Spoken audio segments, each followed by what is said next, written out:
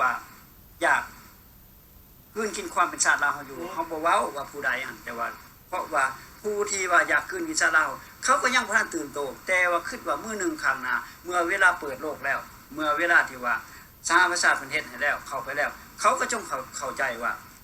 เขาก็เป็นเสื้อสายของลาวคือกันมาแต่ลึกน้ำมันมาแต่องค์พระผู้สร้างเนี่ยอันนี้จังว่าเมื่อเวลาเพิ่นกล่าวเข้ามาถึงว่าประเทศไทยก็แม่นพี่น้องเฮาบ่ได้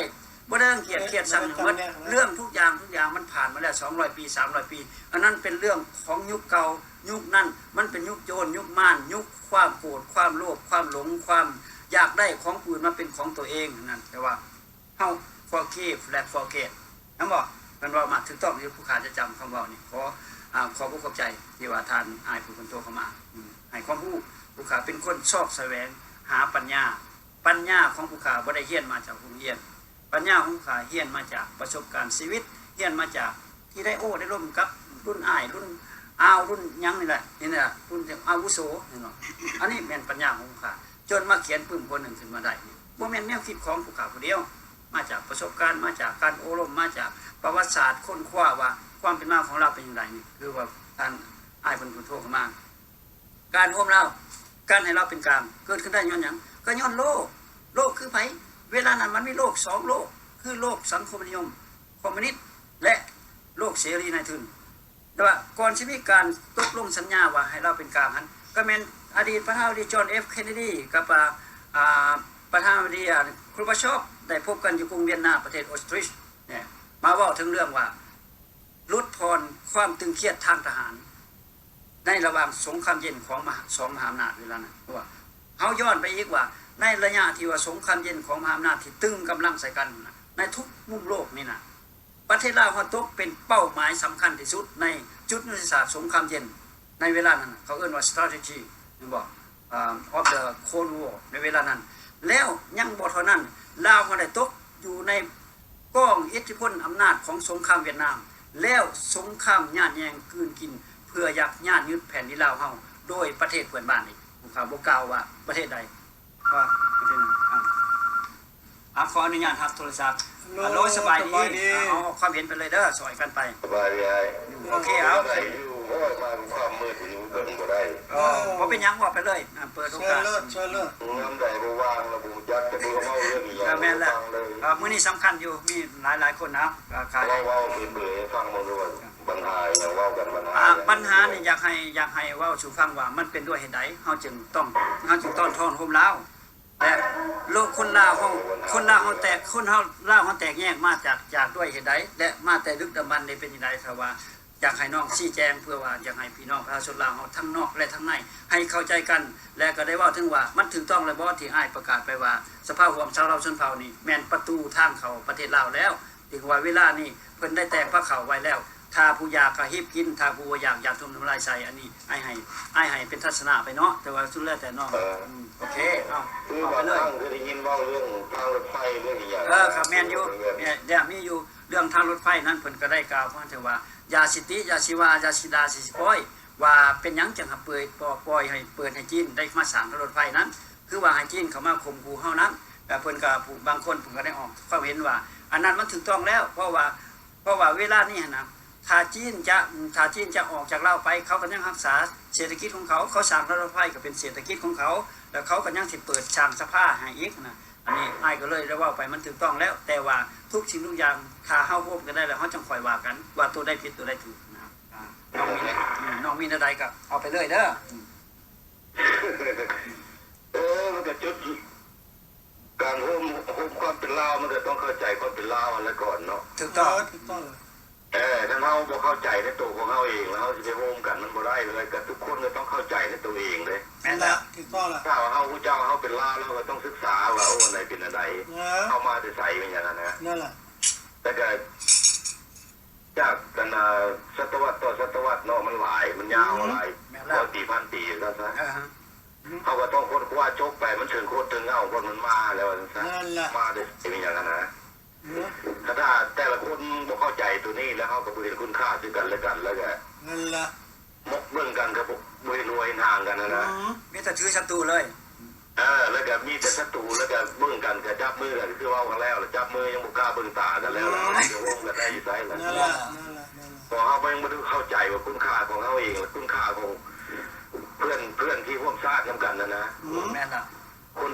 มาเป็นมนุษย์น้ำกันเป็นคนลาวเป็นนายดาวคือกันนี่ร่วมชาตินี่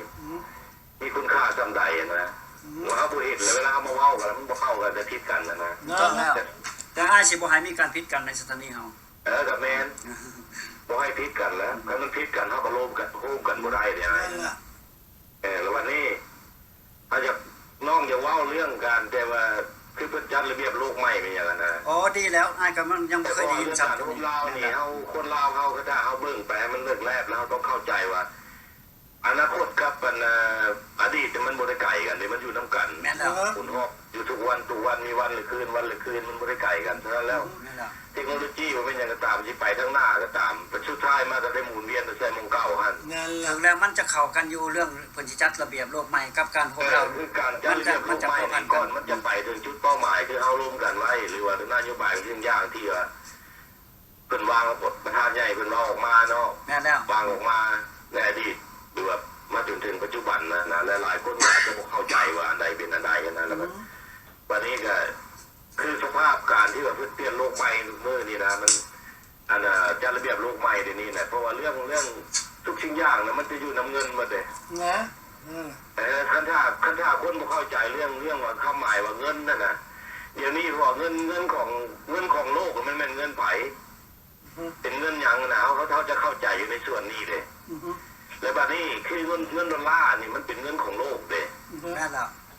ฉะนั้นแล้วคันถ้ามันมีการนั้นนะรวยกระจุกจนกระจายไปอย่างนั้นนะอยู่แต่ละแห่งละหนในบุญโลกไว้นี่นะ แม่นแล้ว อเมริกาเนี่ยเขาเจ้าจะรู้จักเบิดเงินเขาเจ้าอยู่ใส่ นั่นแหละ มาเดี๋ยวนี้การก้อนที่เขาเจ้าจะจัดระเบียบมันได้คือยกตัวอย่างกระดาษขาวแผ่นหนึ่งเนี่ยแล้วก็เท่าที่เขียนเนี่ยมันซื่อได้เขาต้องได้ขีดแถวมันบอก แม่นแล้ว มันต้องได้ขีดแถวที่ตาตะโลมันจึงเขียนซื่อแล้วก็งามเป็นระเบียบมานะเดี๋ยวนี้เพิ่นกำลังเริ่มฉะนั้นแล้วเรื่องการที่ว่าก่อนเพิ่นจะจัดระเบียบโลกใหม่ได้นี่เดี๋ยวนี้นี่มันอยู่ในขั้นว่าเขาเจ้าต้องปราบคอร์รัปชันเนี่ย ถึงแล้ว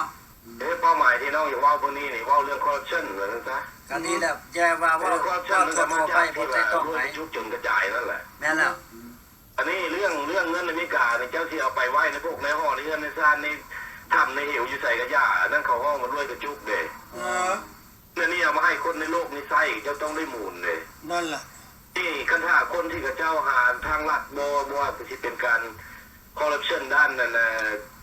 ซ่อหลวงบางลาดบ่ซ่อลาดบางหลวงมันไม่ยังจะตามหรือว่าค่ายาเสพติดเป็นอย่างไรที่มันไปอยู่ในบุญโลกใบนี้นะ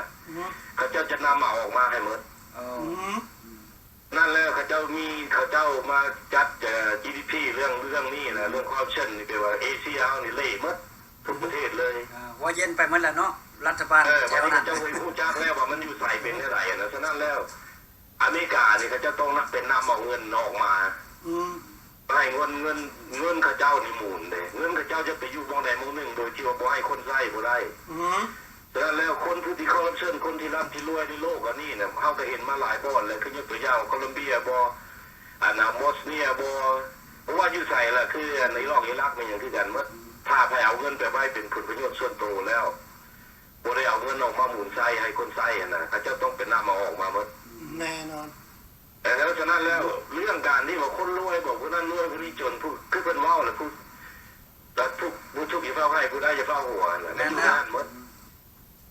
แล้วเรื่องการเพื่อจะจัดระเบียบโลกนี่เขาเจ้าจะจัดระเบียบโลกเขาจะต้องปราบตัวนี้ก่อนเขาจะต้องค้นตัวนี้ก่อน น้ำดีบ่ได้บางเทื่อน้ำให้ได้เนาะ มันโน้แน่นอนตัวนี้คือว่าคุณจ้างไว้แล้วการผ่านมาคือลำเบี้ยไปอย่างแล้วก็มันไว้ในถ้ำเท่าไหร่หลักเท่าไหร่ไม่เพื่อเขาต้องนำก็แบวได้ ขอดีบ่ให้ขอซื้อก็บ่ขายขอได้ก็บ่ให้ มันเป็นแต่สั้นอันนี้คือการฉะนั้นแล้วคนที่ร่ำที่รวยคนที่ว่าต่อโกงประชาชนหรือไม่อย่างก็ตามอยู่ในโลกใบนี้กันท่าว่าทุกคนไทยก็หาดอลลาร์เลย นี่แหละ หาดอลลาร์แล้ววันนี้เวลาจะได้ดอลลาร์แล้ววันนี้จะเอาไปไหว้บ่ได้ไม่กล้าต้องไปนำออกให้หมอออกมาให้หมด ต้องเลย ตัวนี้มันอยู่ในขั้นนี้เวลานี้ในขั้นท่าว่าเขาเจ้าปราบคอร์รัปชันแล้วมันถึงก้าวเขาไปใช้ตัวนั้น นั่นแหละ ถึงแล้ว แต่ว่าคืออ้ายว่าวกระแม่นนะคืออ้ายว่าวว่านะขั้นท่าบ่ได้ดีมันก็ต้องเอาอ้ายมันแน่นอนอยู่แล้วตัวนั้น บ่แม่นครูได้ พูดแล้วอันนี้มันของจริงอยู่แล้วเด้เจ้าเห็ดพิษในวันนี้คนที่ว่าเดี๋ยวนี้คือมีการประกาศแล้วเด้เขาเจ้าสิคลีนตัวนี้เลยเอเชียนะบริวารบ้านเฮาพม่านี่ฟิลิปปินส์เป็นตกนัมเบอร์ 1บ่ ไป ประธานใหญ่ก็เขาก็ประกาศว่าคลีนอัพเด้แมสซี่คลีนอัพ เขาคลีนอัพนั่นแหละตัวนั่นแหละแต่มันต้องในคลีนตัวนี้ก่อนเลยก่อนมันจะก้าวไปขั้นนั้นนะแล้ววันนี้คนเฮาเลยเวลาเขาเปิดออกมาว่าแล้วโอ้เดี๋ยวนี้มีอย่างนั้นนะไม่อย่างนั้นอยากได้ใจกันซะแต่วันนี้คันท่าว่าที่เป็นเว้าปัญญาชนหรือสามัญชนไม่อย่างตามแล้วก็เล่าในโลกนี้เนาะที่เป็นผู้นักการเมืองบ่เป็นอย่างตามแล้วคันเฮาบ่เข้าใจในสิ่งนี้แหละคันท่าบ่ที่ตามอยู่ในโลกนะว่าสภาพการของโลกเขาจะไปแบบใดนั่นแหละครับเวลาแต่งตั้งอย่างขึ้นมาเขาก็มาขึ้นมาแล้วก็แบบว่าคันว่าแล้วแบบว่าจะลุกแล้วแบบว่าเป็นหัวหน้าโลกหรือว่าเข้ากระต้าย่อตัวเองบ่เป็นอย่างเป็นทำนองนั้นนะว่าทั่วไปดอกบ่ได้เจาะจงจังได๋เพราะว่าเรื่องการที่เขาจะมาร่วมลาวนี่เขาก็ต้องหายอดแต่ยอดไอเดียของคนลาวเฮาแล้วก็ยอดคุณธรรมคนที่มีคุณธรรมเท่านั้นอเมริกาเนี่ยเขามาอยู่ใน30 ปี40 ปีเขารู้จักเลยว่าระบบการปกครองของเขาและโลกอันนี้คนที่เขาเฮ็ดมาคือเยอรมนีกับญี่ปุ่นบ่ทุกๆประเทศที่เขาว่าอยู่ในระบบเขาห้องประชาธิปไตยนะจริงๆแล้วมันอยู่ในกฎเกณฑ์นั้นนะในข้อศีล5อันมั้งแม่นแล้วมันออกมาจากหันมัดหรือว่านี่คันท่าภัยนะมาฝืนอยู่ในกฎข้อศีล5นะไม่แต่ข้อเดียวมันไล่ออกโลดนั่นบ่แม่นแล้วมันเป็นอย่างนั้นนั่นบรรดาเพื่อนให้คนเฮาเนี่ยเป็นต้นโตของผู้ที่เป็นเจ้าของของศีล5จะเป็นเจ้าของของขันธ์5นะนำลงมาสู่โลกใบนี้แท้ๆนะแต่เฮายังไม่ได้เข้าใจปัญหาเรื่องนี้เลยนะเขายังไม่ได้รู้จักว่าเขาเป็นภัยเป็นคนออกมาแล้วเขาเป็นคนออกมาเป็นอย่างเขาจะเป็นคนเอาไปไส้เวลาเขาไปไส้แล้วเป็นอย่างเขาจะเป็นเจ้าโลกได้นะถูกต้องแล้วนี่ผู้ที่เอามาแล้วเป็นอย่างแต่นั่นนะทรัพย์สมบัติชิ้นหนึ่งกับบุเหลือตัวเองเขาว่าพยพทั่วโลกปานนี้แล้วบัดนี้แตกก็จู้กระจายไปทั่วโลกเลยเป็นตัวของตัวเองบ่จักอย่างเลยเพราะว่าเป็นอย่างเฮาต้องเบิ่งเฮาเองเฮาต้องศึกษาเฮาได้ว่าโอ้มันเป็นอย่างจังเป็นซี่บ่ก่อนเฮาจะก้าวเข้าไปหากันได้เฮาต้องหาจุดอ่อนของเฮาเองก่อนเลยว่าแม่นแล้วเดี๋ยวนี้เขาสิร่วมกันเขาต้องเบิ่งว่าประเทศสร้างเขาเกิดมาจะปีแล้วศตวรรษแล้วปัญหาของมันเกิดมามันมีปัญหาอย่างอยู่นั่นอาเกนเนี่ยนะเกนแล้วเพื่อนว่าวอยู่ในนั่นนะครับออกจากวงกันนะวัฏจักรอันนั้นเลยนะตอนนี้เขามาศึกษาเรื่องแล้วระบบที่เขาเจ้าไส้อยู่ที่นี่เขาเจ้ารูปร่างขุนพลเนี่ยเห็นบอกคือเขาเจ้าออกมาจากอังกฤษเหมือนบอกเขาก็หนีจากขุนพลระบบขุนพลเขามาอยู่นี่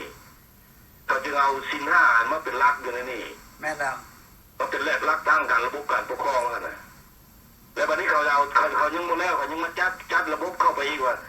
คุณธรรมคำสู้ประชาชนอีกเห็นบอกเขายังมีตัวนี้เห็นบอกคือตำรวจทหารของเขาอยู่ในอเมริกาเนี่ยครับผมมีรังแกประชาชนมีกระส่วนน้อยที่สุดแม่นบอกแม่แล้วทั้งหลายทั้งปวงคนเล่าในวัฏจักรอยู่ในเอเชียนั้นเขา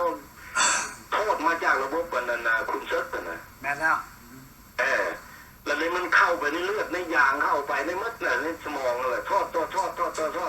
ปฏิรูปแล้วปฏิรูปอีกเปลี่ยนแล้วเปลี่ยนอีกสุดท้ายมันก็เวียนเข้าไปใส่เวทปันนะวงโคจรตัวนั้นคือเก่าสุดท้ายมันก็เข้าไปหาวันนะระบบขุนพลนะขุนเชิกอะไรที่เก่าแล้ววันนี้ฉะนั้นมันจึงรวยจะจุกจนกระจายมันเกิดมาบุแล้วจะเชื่อบุเลิกบุแล้วนะย้อนทางเพิ่นว่าเวียนตายเวียนเกิดเนาะฉะนั้นแล้วเวลาเจ้าที่เข้าไปเฮ็ดหรือว่าโลกที่จัดนี่เขาต้องเคลียร์ตัวนี้ออกเลยคนผู้ใดที่ว่าอยู่ในระบบคอร์รัปชันกับเจ้าจิปราบลงมัดประเทศนะสาธุแล้วแต่มันจะเอาเข้ามาใส่ระเบียบตัวนี้ได้แล้วบัดนี้คนเฮาน่ะเคยชินมาแต่สมัยคุณเซิร์ฟกันเลย